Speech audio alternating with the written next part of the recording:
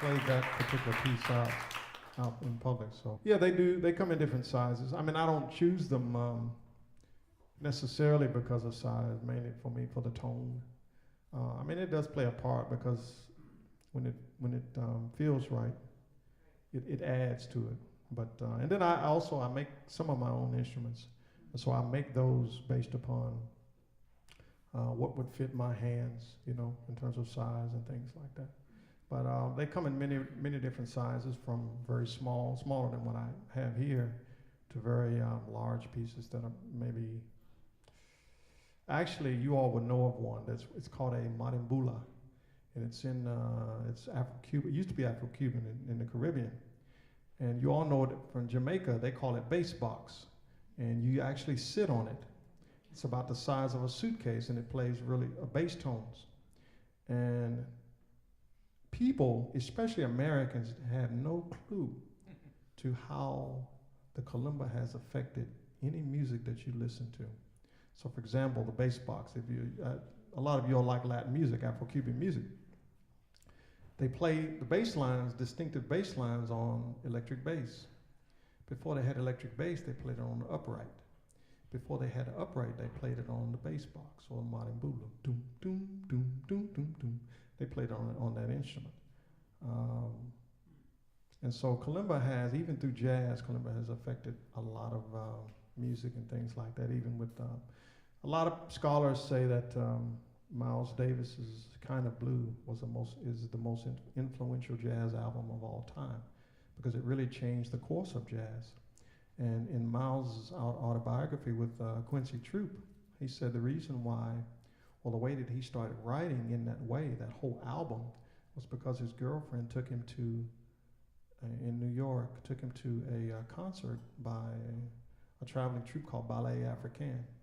And he said when the guy poured out, now Miles, he had graduated from Juilliard, but he said when the guy poured out kalimba, he said it blew his mind. He said it like erased everything that he was ever taught in terms of the instrument. And so he said, in a modal way, he said that he tried to put into that music or jazz what he was hearing the guy play with kalimba, because he said with kalimba there are millions of combinations of notes. And so he said that's the reason why, or how he wrote "Kind of Blue" in the way that he did. And so that's because of kalimba.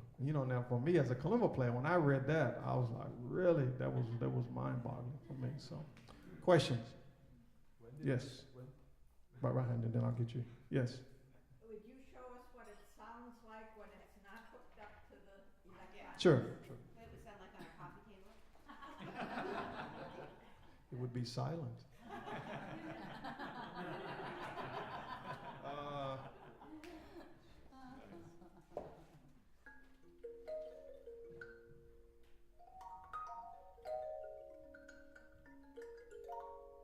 It's a very quiet, peaceful instrument. But at the same time, I guarantee you there'll be people outside these doors and perhaps outside the house would be able to hear this instrument.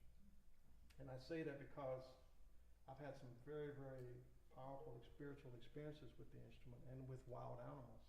And one of the first gigs that I ever played was at a hospital in Atlanta called Northside Hospital. And at that time they had a program called Healing Sounds, and I had no electronics. I only played the instrument purely acoustically. And so I would go in and play, and I would sit and play. People were coming down from the 5th floor to this is, a major hospital, 5th floor, 6th floor, saying that they could hear that music up there. How else can you explain why they could hear, and then so they came downstairs to find out what it was. These were doctors and nurses and people like that.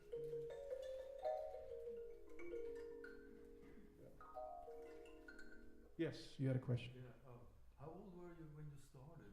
I started when I was 10. Do you have any years ago? There you go. I'm gonna take you on the road with me. I started when I was 10. I started when I was 10, and for 25 years I played in private. Some of my good friends didn't even know that I played the instrument, because it was such a spiritual and intimate thing for me to play the instrument. And actually what happened was, I forget the year. But I used to work security. I used to work late at night, like 11 at night till 7 in the morning. And all of a sudden, I'm there, the building is empty, I'm the only one in it, and I'm sitting at the front desk watching the monitors.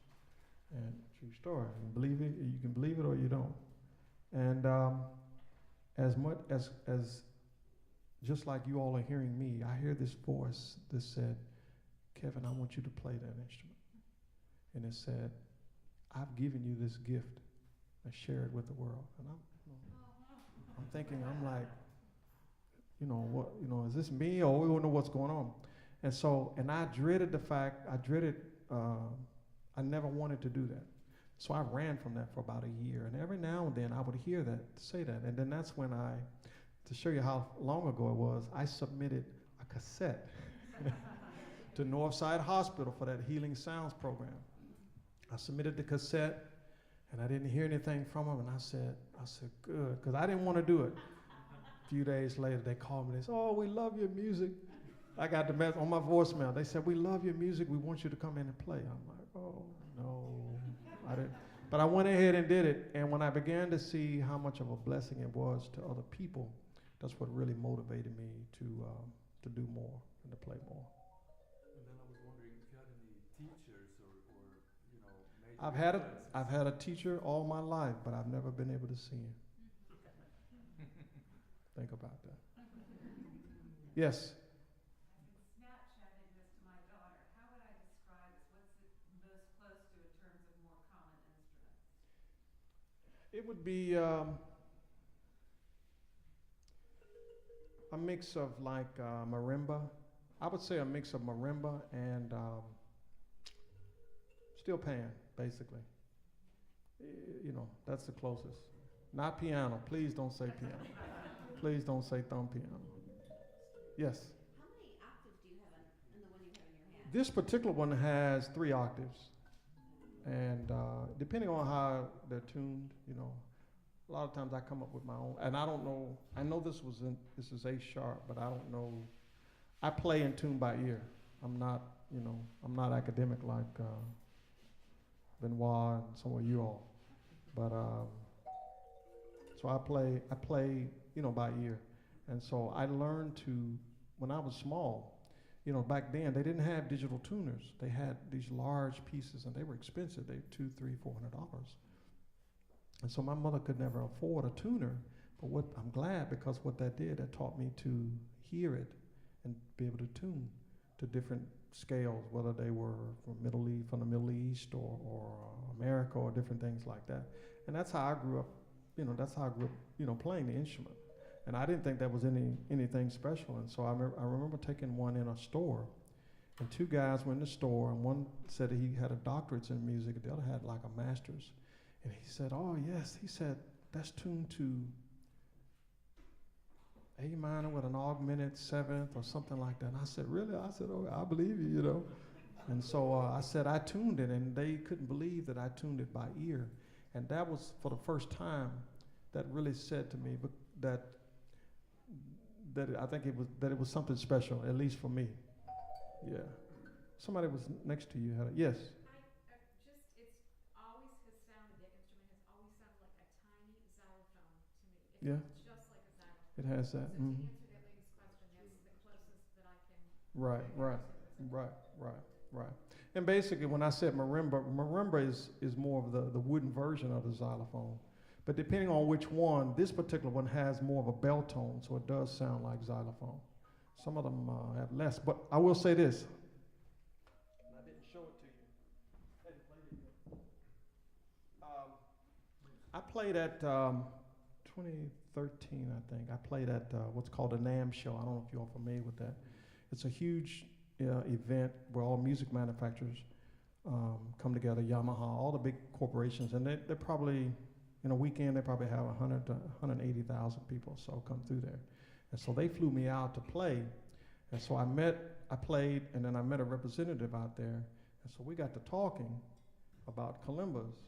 And I've worked on this for about 2 years, and probably in a month, they're gonna start offering it around the world. And that's this is a Michael Jordan of kalimba that I designed.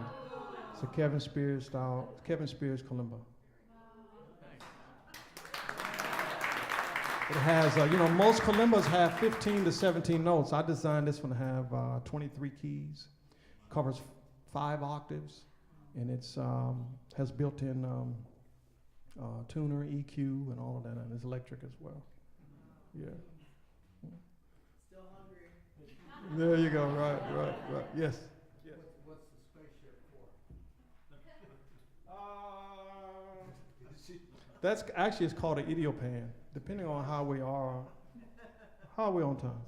It's called an idiopan, and it's made by the company that's making the kalimba as well. I have an endorsement with them, and it's kind of cross between hang drum and if y'all know what that is, and then it's actually kind of cross between hang drum, steel pan, and you'll remember the wooden tongue drum that you could buy in stores.